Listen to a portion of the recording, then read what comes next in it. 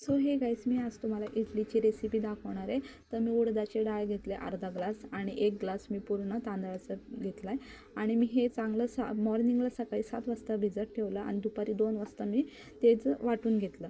आणि आणि आता सध्या थंडीचे दिवस आहे तर लवकर भिजत नाही आहे, त्याच्यामुळं मी लवकर भिजत टाकलं आणि लवकरच वाटून घेतलं. तर मी उडदाची डाळ पहिला वाटून घेतली आणि चांगली मिक्स करून घेतली आणि त्याच्या संगत मी तांदूळ पण नंतर वाटले आणि ते पण त्याच्यामध्ये चांगले मिक्स करून घेतले. तुम्ही जेवढं मिक्स करसाल तेवढी तुमची इडली सॉफ्ट होणार. आणि मी हे चांगलं ओव्हरनाईट ठेवलं. दुपारी 2 वाजता जे मी वाटून ठेवलेलं, मॉर्निंगला सकाळी मी ते खोललं डायरेक्ट डब्बा त्याचा. आणि तुम्ही बघू शकता पीठ चांगलं भिजलेलं आहे. आणि आता मी त्याला चांगलं मिक्स करून घेतलं आणि थोडंसं त्याच्यामध्ये पाणी सोडलं, कारण थोडंसं जास्तच बॅटर घट्ट होतं. तर तुम्ही बघू शकता किती आपल्याला थिक ठेवायचं आहे, किती नाही. आता तुम्ही बघू शकता. आता आपण त्याला तेल लावून घेऊ आणि त्याच्यामध्ये इडल्या सगळ्याचं बॅटर टाकून देऊ. सगळ्या याच्यामध्ये मी बॅटर असंच टाकून दिलं आणि मी इडलीच्या भांड्यामध्ये अर्धा लिंबू टाकला.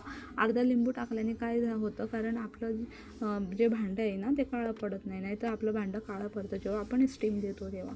आणि तुम्ही बघू शकता माझ्या इडल्या किती कशा असं फुगलेले आहेत, कारण सॉफ्ट पण होतात. तुम्हाला दाखवते मी किती सॉफ्ट झालेले आहेत इडल्या.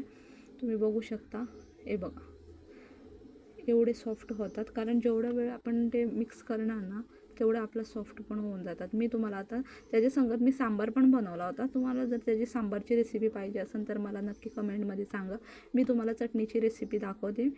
तर मी इथं घेतले ओलं खोबरं, अद्रक, लसूण, मिरची, पुदिना आणि कोथिंबीर. आणि मी थोडंसं दही पण ॲड केलं. दही ॲड केलं तर तुम्ही लिंबू टाकू नका. जर माझा व्हिडिओ आवडला असेल तर लाईक करा, शेअर